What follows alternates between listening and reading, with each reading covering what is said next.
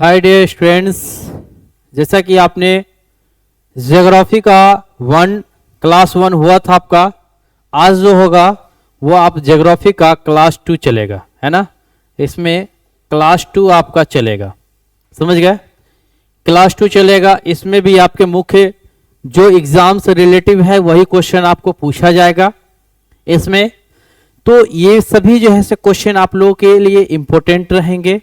जितने भी हमने अभी तक क्वेश्चन आप लोग को सब्जेक्टिव ऑब्जेक्टिव जो भी करवाए हैं, बायो चाहे आपका अगर आर्ट्स के स्टूडेंट हैं तो चाहे आपका ज्योग्राफी हो, हिस्ट्री हो, इकोनॉमिक्स हो, है ना। अगर साइंस का विद्यार्थी हैं तो बायो होंगे। तो उन सभी स्टूडेंट जो है से सब्जेक्ट को, उन सभी क्वेश्चनों को ध्यान पूर्वक आप देख लें तो ये लगेगा कि सारे क्वेश्चन आपको जो है वो एग्जाम में से रिलेटिव है और एग्जाम में वही क्वेश्चन आपसे पूछे जाएंगे, इससे बाहर आपको नहीं पूछा जाएगा, है ना। देखिए वहां पे कंडीशन क्या रहता है, जैसे कि 40 अगर मान के चलिए, अगर 70 नंबर का है तो 35 नंबर ऑब्जेक्टिव रहेगा, 35 नंबर का सब्जेक्टिव, इसी तरीके से रहता है। या 40 उस तरीके से दिया जाएगा आपको तो 70 ऑब्जेक्टिव याद करके जाएंगे, तो ऐसा इसमें से आपको 35 ही बनाना है। तो ऐसा भी क्वेश्चन नहीं होगा जो आपसे नहीं बनेगा। तो बेहिचक आप लोग इसको माइंड में एकदम पूरा सेट कर ले, सब्जेक्टिव से लेके ऑब्जेक्टिव तक के आपका क्वेश्चन बहुत ही आसान तौर से आपको पूछा जाएगा। बस इसी कंडीशन से आप लोग क्या करेंगे, याद कर लेंगे, ठीक है। चलिए आगे देखते हैं हम अपने क्वेश्चन की ओर। आज का हमारा क्वेश्चन कहता है कि अपकर्ष तथा प्रतिकर्ष कारक क्या है। अब क्वेश्चन पूछ रहा है कि अपकर्ष तथा प्रतिकर्ष कारक क्या है। तो कभी यह भी मन में आएगा ना कि अपकर्ष कारक क्या होता है, प्रतिकर्ष कारक क्या होता है, पढ़े ही नहीं है तो कैसे होगा। तो अपकर्ष कारक कहने का अर्थ होता है बाबू, ये कारक अलग अलग जगहों से लोगों को आकर्षित करता है। अलग अलग जगह से लोगों को क्या करता है, ये कारक आकर्षित करता है। अर्थात अपकर्ष कारक आकर्षित कारक है, जैसे कि अच्छी शिक्षा, उच्च वेतन, स्वास्थ्य सुविधा आदि। अपकर्ष, देखिए अपकर्ष का मतलब क्या होता है, उसको अपनी ओर क्या करना, खींचना। साधारण सी अगर समझे तो उसको अपनी ओर क्या करना, खींचना। ये अपकर्ष का मतलब हुआ। ये किसका मतलब हुआ, अपकर्ष का मतलब हुआ, जिसको अपनी ओर क्या करना बाबू, खींचना, है ना। तो अगर हम कहीं अगर अपकर्षता अगर किसी से होते हैं, देखते होगा कि कोई लड़का अगर कहीं अगर जाते हैं या अगर मान के चलिए किसी से बात करते तो उसमें कुछ अच्छे गुण, अच्छी आदतें देखे होंगे जिससे उनके प्रति जो है से प्रेम भावना ये सब जैसे निकलने लगती है ना। बस उसी कंडीशन से अगर हम अगर जैसे कि अगर देखिए पढ़ाई तो हमारा गांव में भी हो सकता है, लेकिन पटना में कितने स्टूडेंट जाते हैं, कोई अपने होम डिस्ट्रिक्ट में जाते हैं, मतलब घर छोड़ करके डिस्ट्रिक्ट में रहते हैं या पटना रहते हैं या पढ़ने के लिए दिल्ली, कोलकाता, मुंबई कहीं भी जाते हैं। आखिर क्यों जाते हैं, पढ़ाई तो आपको गांव में भी घर में भी मिल जाएगा, तो वैसा आपको पढ़ाई नहीं मिलेगा। तो अच्छी शिक्षा लेने के लिए आप क्या करते हैं, अपनी जगह क्या करते हैं, चेंज करते हैं और उस जगह पर आप जाकर के अच्छी शिक्षा लेते हैं।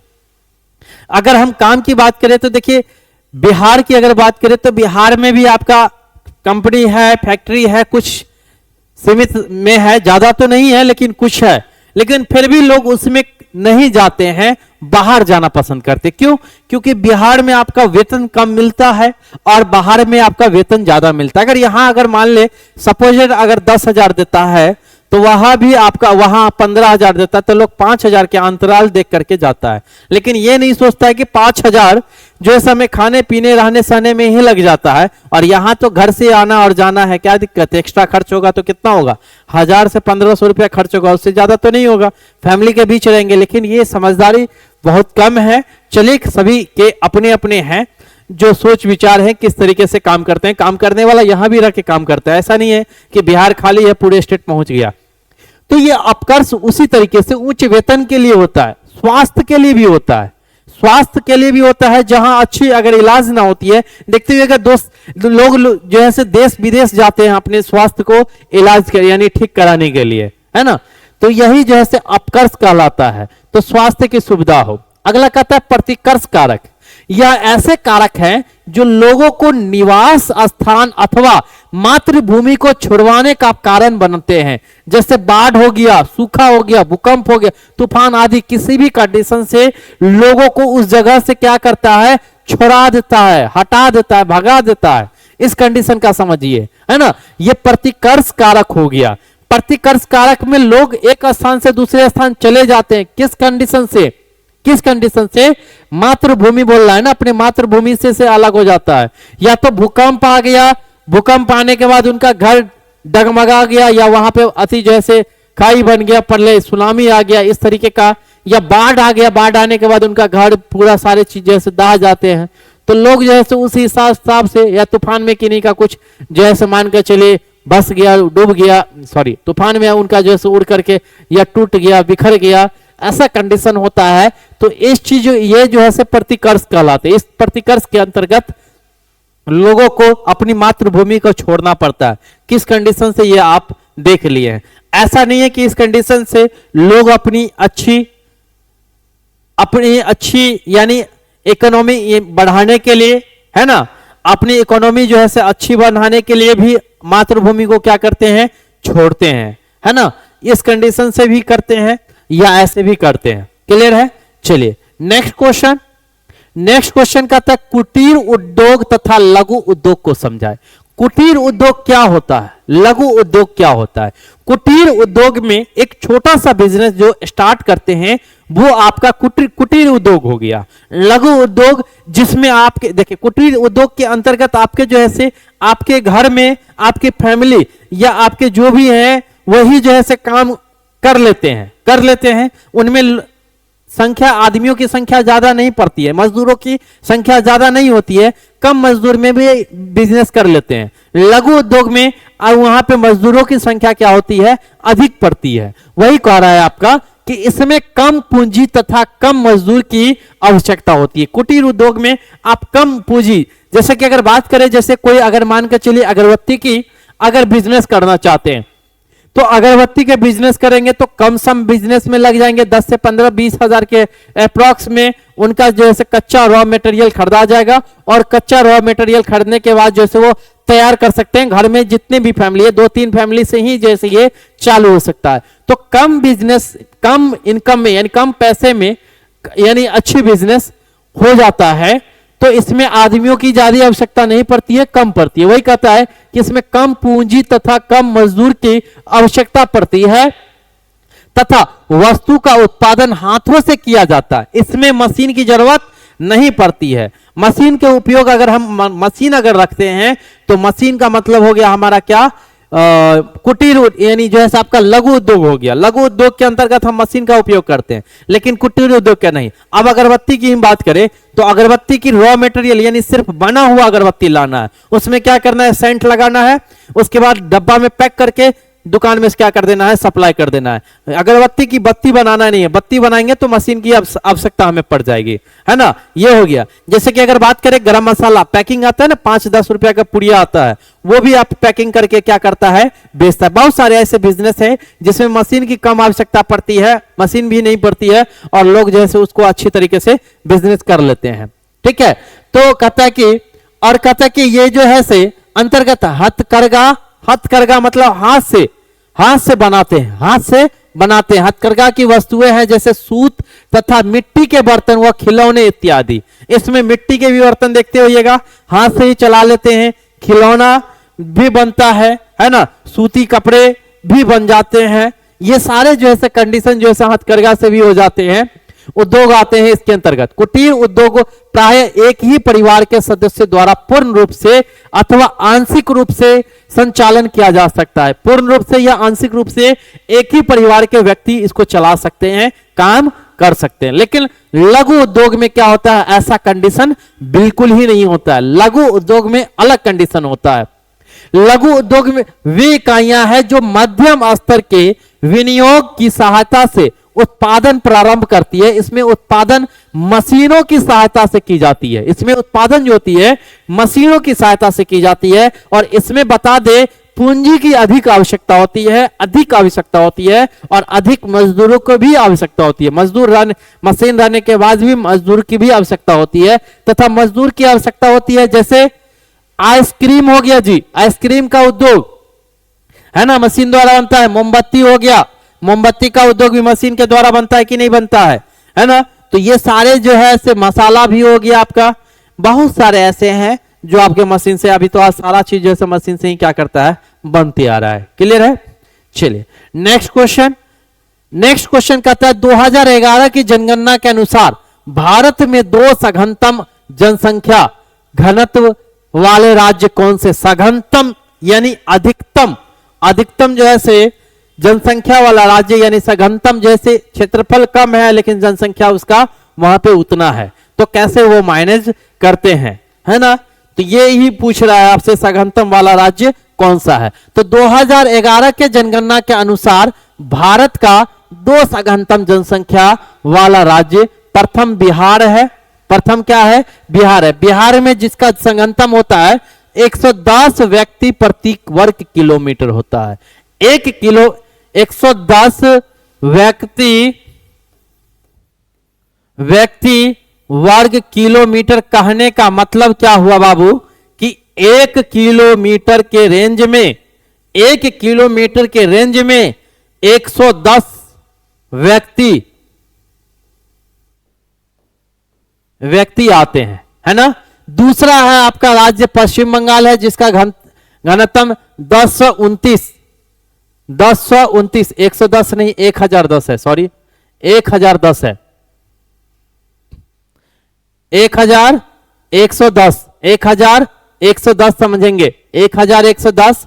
इसमें जो है से 1029 व्यक्ति प्रति किलोमीटर है। पश्चिम बंगाल में 1029 किलो यानी वर्ग किलोमीटर है व्यक्ति, समझे कि नहीं समझे। तो ये इस कंडीशन का है, तो इसमें 1110 है, समझे। चलिए अगला क्वेश्चन आपका कहता है क्या, नाभिकीय ऊर्जा क्या है? भारत के प्रमुख नाभिकीय ऊर्जा केंद्रों के नाम लिखें। नाभिकीय ऊर्जा, न्यूक्लियर पावर या परमाणु ऊर्जा, इसी को दूसरा नाम नाभिकीय ऊर्जा का ही हम परमाणु ऊर्जा भी बोलते हैं। ये यूरेनियम परमाणु संख्या कहता है 92, इसकी यूरेनियम की परमाणु संख्या कितनी होती है? 92, तथा थोरियम की परमाणु संख्या कितनी होती है? 90 आदि परमाणु खनिजों के अणुओं के नियंत्रण दशाओं में विखंडन से प्राप्त ऊर्जा को नाभिकीय ऊर्जा कहते हैं। नाभिकीय ऊर्जा से विद्युत उत्पन्न किया जाता है। नाभिकीय ऊर्जा से क्या उत्पन्न किया जाता है? विद्युत उत्पन्न किया जाता है। और नाभिकीय ऊर्जा किस तरीके से बनता है? तो यूरेनियम और थोरियम के विखंडन से प्राप्त ऊर्जा, यूरेनियम और थोरियम के विखंडन से जैसे प्राप्त ऊर्जा जो होते हैं वही आपके नाभिकीय ऊर्जा कहलाते हैं। और नाभिकीय ऊर्जा से आपका क्या होता है? विद्युत ऊर्जा उत्पादन होती है, समझे। अगला कहता है भारत के प्रमुख नाभिकीय ऊर्जा केंद्र निम्नलिखित हैं। कौन कौन से हैं? इसमें कहता है, इसी में है कि भारत के प्रमुख नाभिकीय ऊर्जा केंद्र निम्नलिखित है। अब कहां कहां है? जैसे पहला बता दिया तारापुर नाभिकीय ऊर्जा केंद्र। तारापुर नाभिकीय ऊर्जा केंद्र यह भारत के राज्य महाराष्ट्र के, तारापुर जो है वो महाराष्ट्र राज्य के पालघर जिले में स्थित है। पालघर जिले में स्थित है।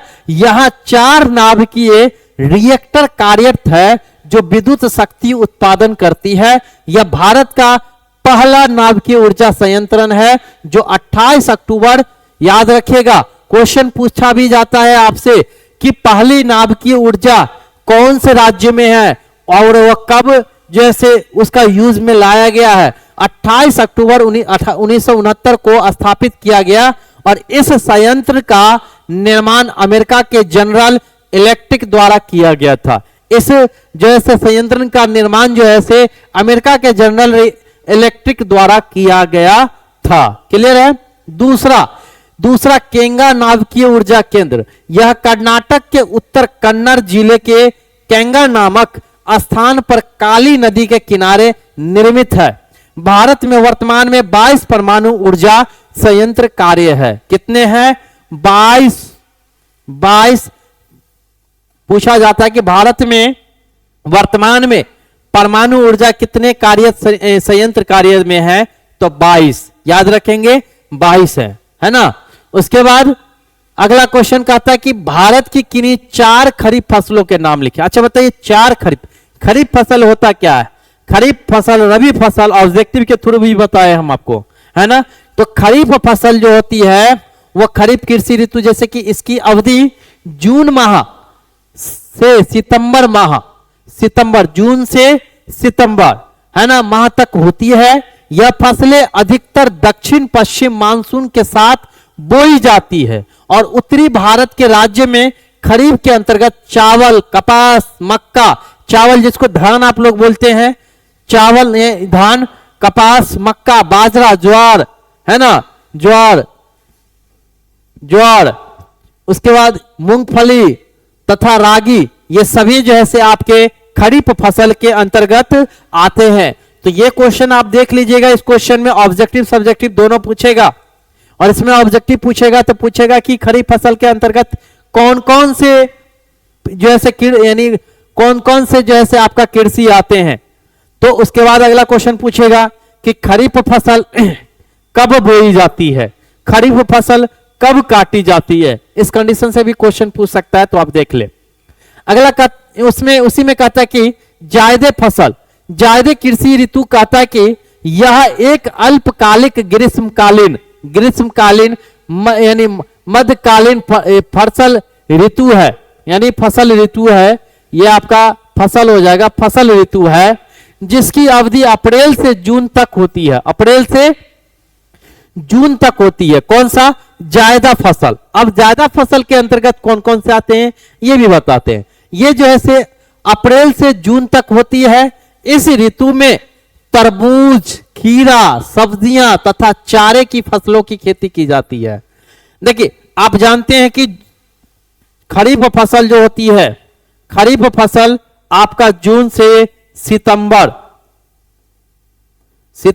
है ना, यहां पे आपका जून से क्या है, सितंबर है। ये देखिए इसकी अवधि जून माह से सितंबर माह में की जाती है। तो जून से सितंबर में की जाती है खरीफ फसलों का। तो खरीफ फसल में आपका क्वेश्चन ये भी पूछा जा रहा है ना कि भारत के किन्हीं 4 खरीफ फसलों के नाम बताएं। तो 4 खरीफ फसल का नाम बताना है। तो खरीफ फसल आप जानते हैं कि जून से सितंबर के बीच में होता है। उसी बीच में अप्रैल से जून के बीच में जो होती है वो होती है तरबूज, खीरा, सब्जियां तथा गाय के चारे या भैंस के चारे के लिए किया जाता है ना। उत्तरी भारत राज्य में जायदा की फसलें फल, सब्जियां, वनस्पति तथा चारा के रूप में किया जाता है। अगला आता है रबी फसलें वाली रबी कृषि ऋतु। रबी की ऋतु अक्टूबर से नवंबर में शरद ऋतु से आरंभ होकर मार्च अप्रैल में समाप्त होती है। मार्च अप्रैल में क्या होती है, समाप्त होती है। रबी फसल के अंतर्गत उत्तरी भारत के राज्य में गेहूं, चना, तोरई, जौ तथा सरसों की फसलें उगाई जाती है। ये सब क्वेश्चन याद करने वाला चीज है। ये 5 नंबर में क्वेश्चन आपको पूछा जाएगा, तो आप क्या करेंगे, याद रखेंगे, है ना। अगला आपका कहता है सतत पोषणीय विकास की संकल्पना को परिभाषित करें। सतत ऐसा विकास जो वर्तमान आवश्यकताओं को पूरा करे लेकिन भविष्य की पीढ़ियों की आवश्यकताओं को बिना बाधित किए। इसमें प्राकृतिक संसाधनों का संरक्षण, पर्यावरण संतुलन और आर्थिक विकास को संतुलित किया जाता है। इसका उद्देश्य एक ऐसा समाज बनाना है जहां संसाधनों का उपयोग विवेकपूर्ण ढंग से हो और पर्यावरण, समाज और अर्थव्यवस्था में संतुलन बना रहा है। सतत पोषणीय एक ऐसा पोषणीय है, ये एक ऐसा पोषणीय विकास है जो वर्तमान आवश्यकताओं को पूरा करे। वर्तमान में आपकी क्या चीज की जरूरत है, यह सतत पोषणीय के अंतर्गत आपकी आवश्यकता क्या करती है, पूरा करती है। और इनका एक संकल्प यह भी है कि आपकी वर्तमान में जितनी आवश्यकताएं हैं आप उतना ही क्या कर सकते हैं, यूज करेंगे। आपकी जितनी जरूरत है उतना ही आपको ये यूज करवाता है ना, उतना ही आवश्यकता पूरा करता है। ये इनका एक संकल्प है। जैसे कि हमें पानी की अगर 1 गिलास पानी की जरूरत है तो 2 गिलास पानी लेने की क्या मतलब बनता है, कोई मतलब नहीं बनता है। अगर हम ऐसा करते हैं तो हम पानी को व्यर्थ कर रहे हैं, जो आने वाले पीढ़ी को और आने वाले समय को बहुत ही कष्टदायक पहुंचाने की हम कोशिश कर रहे हैं, है ना। क्योंकि कुछ संसाधन ऐसे हैं जो हमारा सीमित है, खत्म होने के बाद कई समय लग जाते हैं उनको उपयोग में लाने के लिए। क्लियर है? चलिए अगला कहता है आपका क्या, भारत में सूती वस्त्र उद्योग के वितरण का वर्णन कीजिए। भारत में सूती वस्त्र, ये 5 नंबर में क्वेश्चन पूछा जा सकता है, पूछता है भारत में सूती वस्त्रों के वितरण का वर्णन करना है। भारत में वर्तमान में सूती वस्त्र उद्योग का अधिकांश उत्पादन गुजरात, महाराष्ट्र, तमिलनाडु, उत्तर प्रदेश, पंजाब, कर्नाटक इत्यादि राज्यों में होता है। देश में सूती वस्त्रों उद्योग का राज्यवार वितरण निम्नलिखित है। जैसे कि महाराष्ट्र हो गया, पहला नंबर पर आता है सूती वस्त्र में महाराष्ट्र। सूती वस्त्र के उत्पादन में इस राज्य का भारत में प्रथम स्थान है, प्रथम स्थान है। राज्य के 125 मिलों में अकेले मुंबई महानगर में सूती वस्त्र मिलों की संख्या 63 है। कितनी है? 63 है। इसलिए इसे सूती वस्त्रों की राजधानी भी कहा जाता है। महाराष्ट्र को सूती वस्त्रों की राजधानी भी कहा जाता है। दूसरा आपका है गुजरात। गुजरात कहता है कि गुजरात राज्य का सूती वस्त्र के उत्पादन की दृष्टि से देश में दूसरा स्थान गुजरात को माना गया है। और वह अहमदाबाद में, अहमदाबाद कहिए या मान के चलिए सूरत कहिए, ये सब जो है कंडीशन उस जगह पे बनता है। अहमदाबाद गुजरात का सबसे प्रमुख सूती वस्त्र उत्पादन केंद्र है। इस नगर में देश के कुल वस्त्रों उत्पादन में लगभग 16% योगदान है। इसी कारण से इसका भारत का मैनचेस्टर कहा जाता है, इसे भारत का मैनचेस्टर भी कहा जाता है। तीसरा आपका तमिलनाडु। तमिलनाडु, यहां सूती कपड़े की मिलों की संख्या सबसे अधिक है। कोयंबटूर यहां का प्रमुख सूती वस्त्र उत्पादन केंद्र है, जहां राज्य की लगभग आधी सूती मिलें कार्यरत है। इसी कारण इसे दक्षिण भारत का मैनचेस्टर कहा जाता है, इसे दक्षिण भारत का मैनचेस्टर कहा जाता है। और इसे भारत का मैनचेस्टर कहा जाता है गुजरात को सूती वस्त्र के उद्योग पर, है ना। तमिलनाडु को दक्षिण भारत का मैनचेस्टर कहा जाता है सूती वस्त्र के उद्योग के थ्रू। उसके बाद अगला है उत्तर प्रदेश। उत्तर प्रदेश यह उत्तर भारत का एक महत्वपूर्ण सूती वस्त्र उत्पादक राज्य है। कानपुर उत्तर भारत का सर्वाधिक और महत्वपूर्ण सूती वस्त्र उद्योग का केंद्र है, जहां सूती वस्त्र जैसे वस्त्र 14 यानी वस्त्र की 14 मिलें हैं। इसे उत्तरी भारत का मैनचेस्टर कहा जाता है, इसे उत्तरी भारत का मैनचेस्टर कहा जाता है। आपको ऑप्शन में पूछ सकता है कि उत्तरी भारत का मैनचेस्टर किस राज्य को कहा जाता है, तो उत्तर प्रदेश को। क्लियर है? याद रखेंगे। चलिए नेक्स्ट क्वेश्चन, भारत के 4 वृहद उद्योगों के नाम लिखना है। 4 गो वृहद उद्योग जिसका सबसे ज्यादा मांग खोज है। 4 गो है, लौह इस्पात उद्योग, सीमेंट उद्योग, कोयला उद्योग, पेट्रोलियम उद्योग। ये 4 बेहद जैसे उद्योग है ना। अगला क्वेश्चन आपका कहा जाता है गहन निर्वहन कृषि अथवा गहन कृषि क्या है, बताइए। गहन निर्वहन कृषि अथवा गहन कृषि क्या है, इसे क्या करना है, बताना है। गहन निर्वहन कृषि एक ऐसी कृषि पद्धति है जिससे किसान अपने छोटे मोटे, है ना, मोटे वाले छोटे जोते यानी मोटे वाले भूमि से अधिकतम उपज प्राप्त करने के लिए भारी मात्रा में श्रम और पारंपरिक तकनीकों का उपयोग करता है, जिसका मुख्य उद्देश्य अपने परिवार और स्थानीय समुदाय की भोजन की जरूरत को पूरा करना है। गहन निर्माण में अपने इनका मुख्य उद्देश्य होता है, गहन निर्माण के अंतर्गत जो अपने परिवार में जितनी जरूरत है कृषि की उतनी उपज करते हैं। यानी अपने समाज में, अपने अभी नहीं कि अपना है तो अपने के लिए नहीं, समाज में भी हमें जितनी जरूरत है उतनी हम क्या करते हैं, उस चीज का जो है उपज करते हैं, नहीं तो किसी और चीज का भी उपज करते होता है ना। कि अगर किन्हीं के पास 1 बीघा जमीन है तो 1 बीघा में कभी सोचेंगे कि कुछ कट्ठा में हम जो है क्या कर लेते हैं, 1 बीघा में यानी कुछ कट्ठा में हम धान के गेहूं लगा यानी धान कर लेते हैं, कुछ में सब्जियां रोप लेते हैं, कुछ में फल रोप लेते हैं। यानी बहुत सारे चीज ऐसे होते हैं जो उनको डिवाइडेड करके पशुचारण के लिए भी, जिनके पास पशु होते हैं पशुचारण के लिए भी 1 कट्ठा के आसपास में जो है वो घास उसके लिए जो है उपज कर लेते हैं ना। तो गहन निर्माण अथवा गहन कृषि क्या है वही बताना था। तो गहन निर्माण कृषि एक ऐसी कृषि पद्धति है जिसमें किसान अपने छोटे मोटे वाले भूमि से अधिकतम उपज प्राप्त करने के लिए भारी मात्रा में श्रम और पारंपरिक तकनीकों का उपयोग करता है, जिसका मुख्य उद्देश्य होता है अपने परिवार और स्थानीय समुदाय की भोजन को जरूरत करना। स्थानीय समुदाय मतलब क्या, अपने जो आसपास रहने वाले हैं या अपने देश में हो या अपने जो है राज्य में हो या अपने समाज में हो, उनकी जो है पूर्ति के लिए इतना उपज करते हैं, है ना। चलिए अगला कहते हैं खनिजों का संरक्षण एवं प्रबंधन क्यों आवश्यकता है।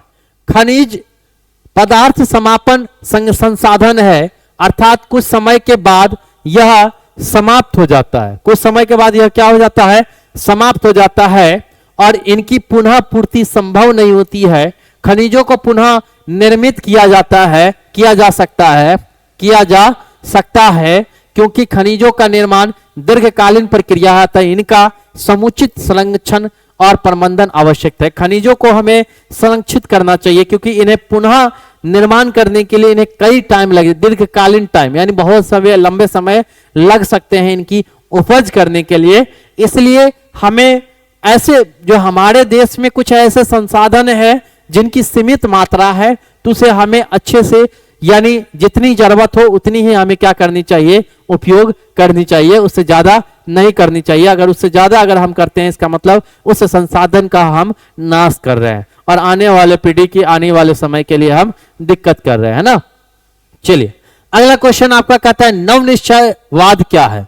निश्चयवाद पर्यावरणीय निश्चयवाद या नियतिवाद एक पुरानी विचारधारा है। यह जो है एक पुरानी विचारधारा है, पुरानी विचारधारा है। इसके अनुसार मानव पहले प्राकृतिक पर्यावरण से बहुत अधिक प्रभावित थे। मानव जो थे ये पर्यावरण से बहुत ही प्रभावित थे, प्राकृतिक पर्यावरण से बहुत ही क्या थे, प्रभावित थे।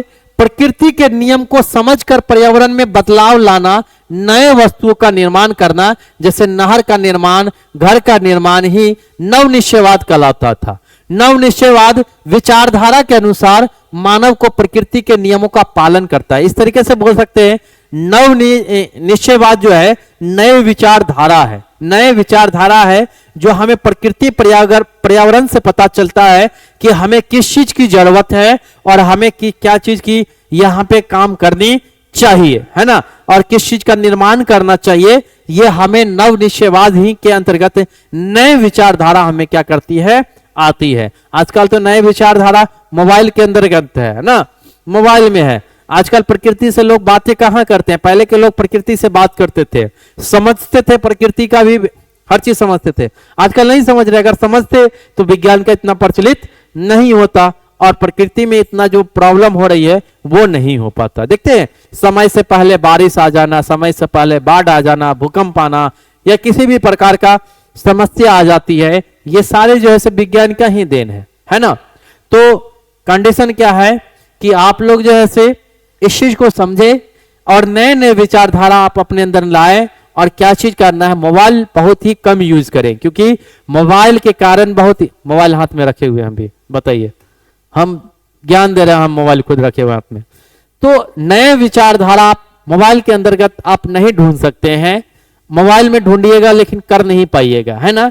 लेकिन अगर प्रकृति अगर पर्यावरण में अगर आप बैठते हैं, कहीं अगर हरे भरे जगह पर बैठते हैं तो आपको एक अच्छे से महसूस अनुभव होगी और वहां पे नए नए और अच्छे विचार आएंगे कुछ करने का। लोग पहले इसी कंडीशन का विचार लाते थे और उस चीज को जैसे आगे उपयोग में लाते थे, है ना, उपयोग में लाते थे। लेकिन आजकल तो नए विचार नहीं मिल रही है, आजकल कहीं नहीं देख रहे हैं कि कोई बना ही चीज को बना देता है किसी और पर का अलग तरीके से, तो ये तो विचारधारा नहीं है। नए मतलब क्या, सबसे अलग मार्केट में हट करके होना चाहिए, है ना। अब ये पेन है, ये एक डिजिटल पेन है ना, जिसको हम कॉपी पे नहीं लिख सकते हैं, स्लेट पे नहीं लिख सकते हैं, ये सिर्फ डिजिटल बोर्ड पे ही लिखाया जा सकता है।